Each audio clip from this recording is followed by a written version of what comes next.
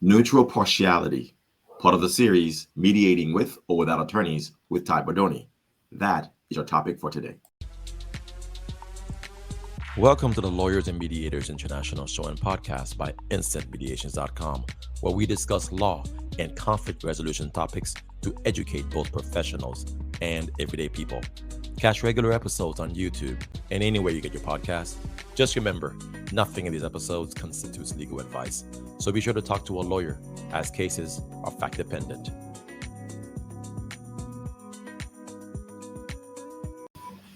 Hey, welcome everyone. This is Mac attorney, mediator, arbitrator, working throughout Florida and Texas. And Natalia advocate, mediator, and arbitrator from Warsaw, Poland, and also Florida Supreme Court certified family mediator. And Tye Bourdony, director of mediation at CPLS PA in Central Florida, as well as a primary mediation trainer. All right, Tye. So welcome back, everybody. We're here another episode to talk about conflict resolution in all its facets. All right. So as people might notice, we have a few little changes here on the podcast, lots of yellow, right? And so hopefully people can check out lawyersmediators.org, where we have all of these new updates live for your review. And so tell us how you like it. All right, Tye, you're on today to discuss neutral partiality. It sounds like a contradiction in terms, but again, the floor is yours. What it's all about. I know, I love it, right? So in essence, let me take you to my mediation yesterday. And so high conflict, family mediation. And, when you're talking with parties individually, in there, right, you want to build rapport with them. And so when I talk about neutral partiality, and I know, right, it sounds like it doesn't sound like it makes sense, but the fact of the matter is that what we're trying to do when we're talking to one party is we're building rapport with them, right? We're trying to get them to feel at ease. We're trying to get them to trust us. And so I'm going to let them know things like we're going to actively listen, of course. But, when they're letting us know their side of the story, I'm going to talk with them as if I was like their friend who's totally getting them. Meaning I'm like, right, no, I see what you're saying. Absolutely. No, of course. And so they would see me.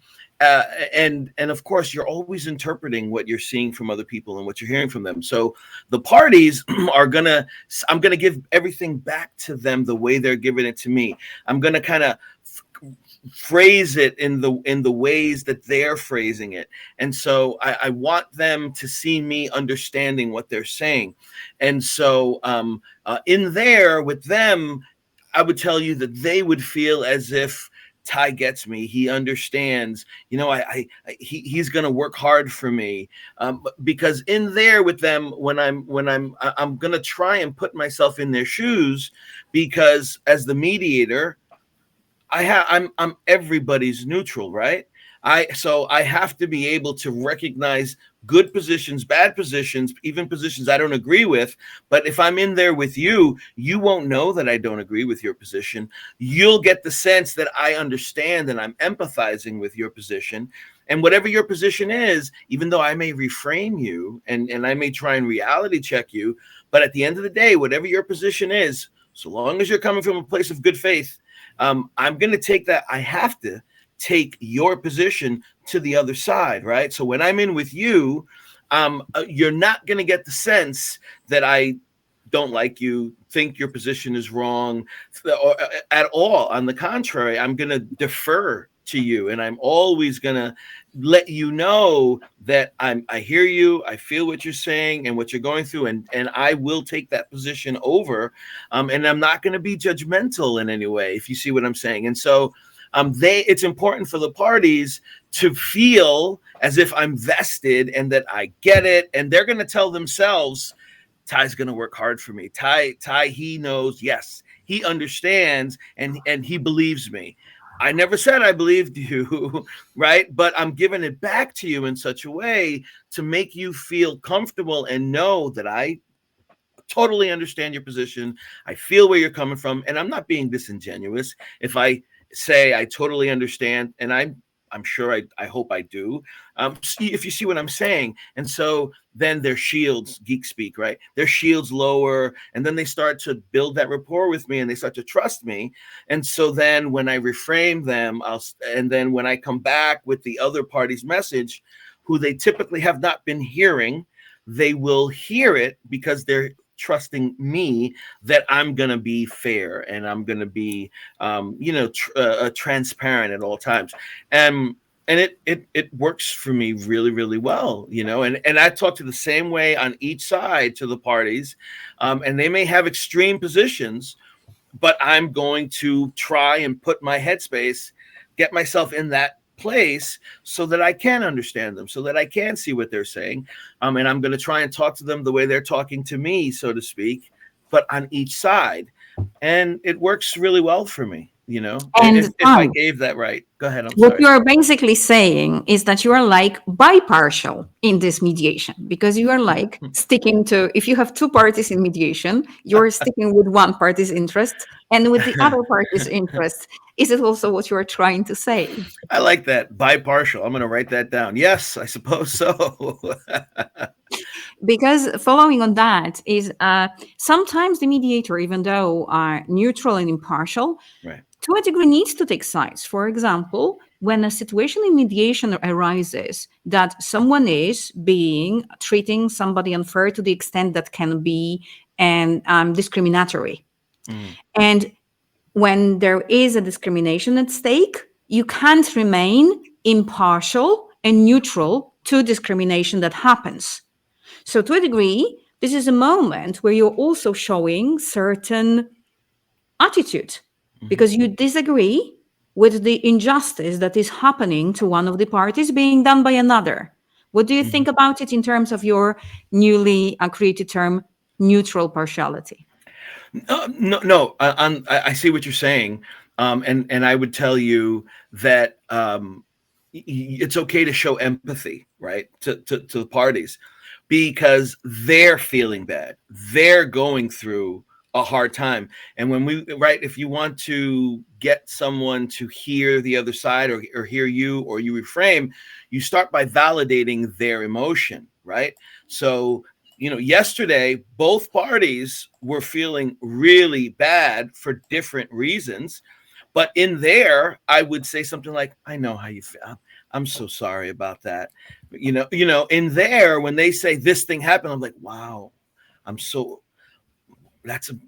I hear you, and I'm being real. And I would tell you that, and so whatever bad thing may happen in there, I can express, I understand what you're going through. And I can see why. So I'll say something, however, like, I can see why that would come off as unfair. I'm never, however, going to say, oh my God, that was, discriminatory. Don't get me wrong. We're still the guardians of the process. And so everything has to be done from good faith perspective. But typically it's just that someone has taken a subjective position. The other party doesn't agree, but in there with them, I will, validate that subjective position as much as I can, right? Because everyone needs to feel heard, and then they can start opening up, right? So, but I think you're absolutely right. But I'll do that with both parties, if you see what I'm saying, as much as needed, because I need them to trust me. They trust me. They trust the process. If they trust the process, then they'll be open to what I bring from the other side. Yeah, and some months back, we had a podcast conversation on the book, The Neutrality Trap. And that was a book by Bernie Mayer and Jacqueline Font Guzman. And some of the themes that you're talking about are kind of echoed.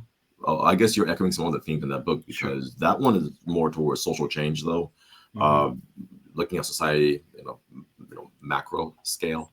But here you're dealing with the individual. I think if your goal is to affect change in these people's broken relationship, to actually help them see eye to eye, then I can see the point of why you're trying to become all things to the person in front of you, so that you can engage them in a way that's going to help facilitate, their desire to settle.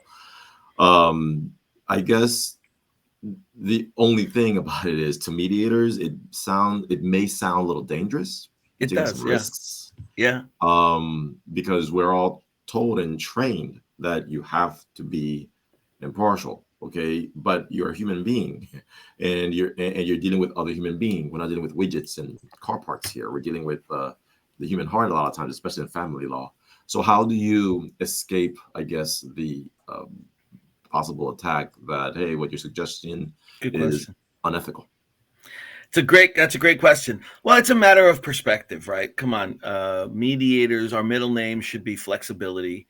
And the fact of the matter is, how do you get somebody from, so the first thing that they told me yesterday, one of the sides, we're not going to settle this, by the way, right? And so they come to mediation with blinders on. And how do you get them to open those blinders?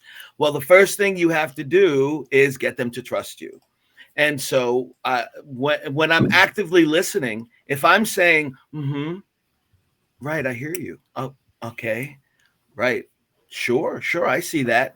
Now, when I'm doing that to you, what are you feeling? You're hearing, you're thinking, and you're reading my body language, and you're hearing what I'm saying. So if I say, no, so sure, I see that. That doesn't mean I'm not saying you're right. But they're taking it, right? They're telling themselves, when someone lets you talk and they listen, they tell themselves many things. And one of those is he's understanding, he's getting it. He sees what I'm saying. He's believing me. They're telling themselves that. I'm not telling them that. And so the point of the matter is, we have to reach them. We have to get through to them. And one of the ways to do that is you're mirroring a little bit, right? You're using your body language.